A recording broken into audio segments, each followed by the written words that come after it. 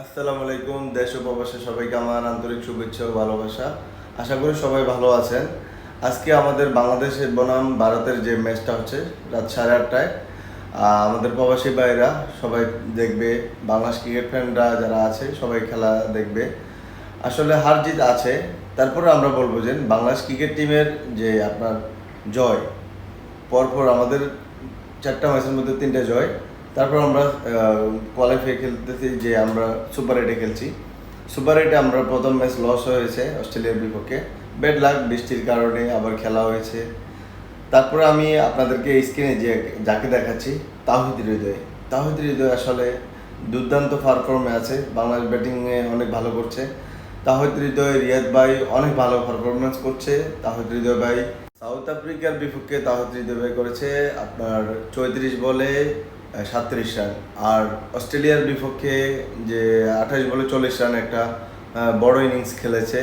ওনার কারণে আমরা Bangladesh 140 run target দিতে পেরেছি। আমি মনে করি 170-80 হলে অস্ট্রেলিয়ার সাথে ভালো একটা টার্গেট হতো, হয়তো আমরা বৃষ্টির কারণে আমরা এক পয়েন্ট পাইতাম, এমনই হতো।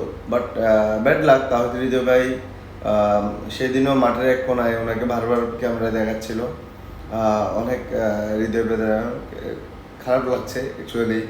আর আপনারা সবাই ভালো খেললেও বাংলাদেশ খেলছে কারা? লাল সবুজের, এই যে দেখছেন লাল সবুজের বাংলাদেশ খেলছে। আমরা হারলেও বাংলাদেশ, জিতলেও বাংলাদেশ, সবসময় বাংলাদেশ ক্রিকেট টিমকে সাপোর্ট করি।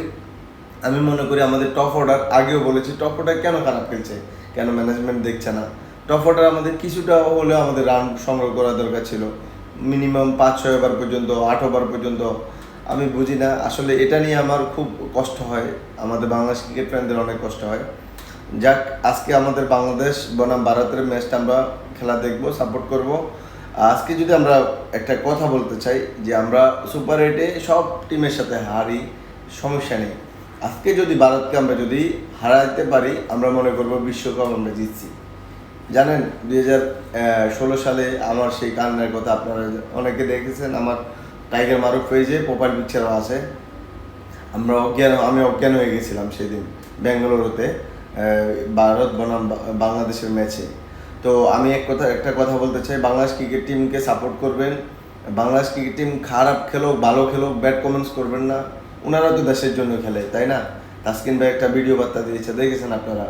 তো একটা কথা বলতে চাই, বাংলাদেশ ক্রিকেট টিমের জন্য শুভকামনা জানিয়ে আমি শেষ করছি। সবাই ভালো থাকবেন, সুস্থ থাকবেন, আল্লাহ হাফেজ।